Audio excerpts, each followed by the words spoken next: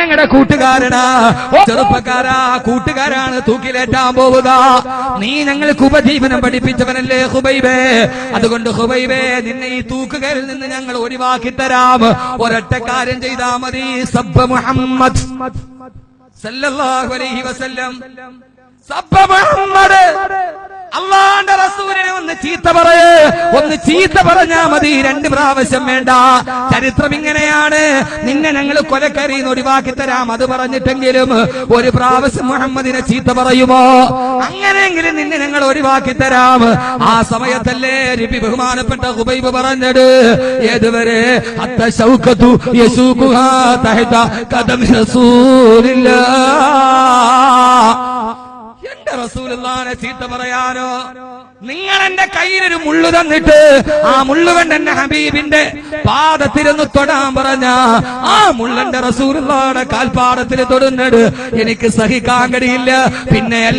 പിന്നെയല്ലേ എന്റെ ഹബീബിനെ ഞാൻ ചീത്ത പറഞ്ഞതെന്ന് പറഞ്ഞ് ആ തൂക്കുമരത്തിന്റെ കയറെടുത്തിട്ട് കരുത്തിലേക്കിട്ട് ഈ ലോകത്ത് നിന്ന് വിട പറഞ്ഞു പോയി. ബഹുമാനപ്പെട്ട ഖുബൈബ് ഇബ്നു അദി റളിയല്ലാഹു അൻഹു, അല്ലാഹുവിന്റെ റസൂല് പറഞ്ഞില്ലേ, അവ്വലു മൻ സന്ന സുന്നത്ത ശഹീദി ഖുബൈബ് ഇബ്നു അദി റളിയല്ലാഹു അൻഹു. ഒരാൾ മരിക്കുമെന്നുറപ്പായി. ഇവിടെ നോക്ക്, ഒരാൾ കൊല്ലപ്പെടുമെന്നുറപ്പായ ഒരു മനുഷ്യന് അവൻ കൊല്ലപ്പെടുന്നതിന് മുമ്പ് അവസാനം ചെയ്യേണ്ടത് എന്താ?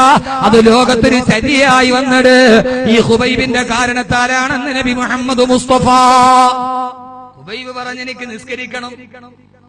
എനിക്ക് നിസ്കരിക്കണം 2 റക്അത്ത്. തൂക്കിലേറ്റപ്പെടുന്നവന്റെ അവസാനത്തെ ആഗ്രഹം 2 റക്അത്ത് നിസ്കരിച്ചു സലാം വീട്ടി. അസ്സലാത്തു വസ്സലാമു അലൈക യാ റസൂലല്ലാഹ്.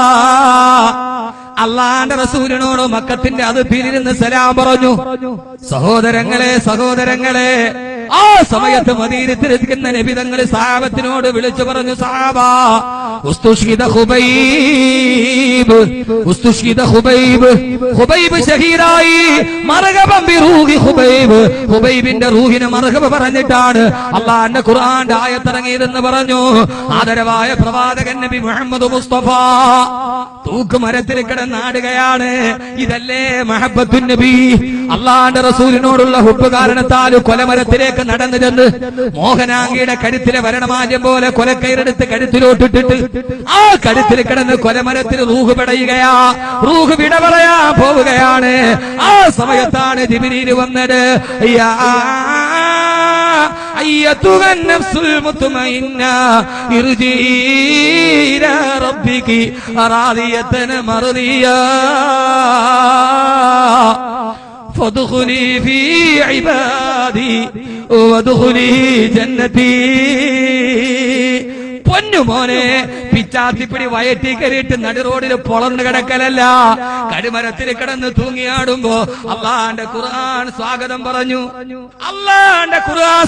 പറഞ്ഞ ഒരേ ഒരു ചെറുപ്പക്കാരനെയുള്ളൂ.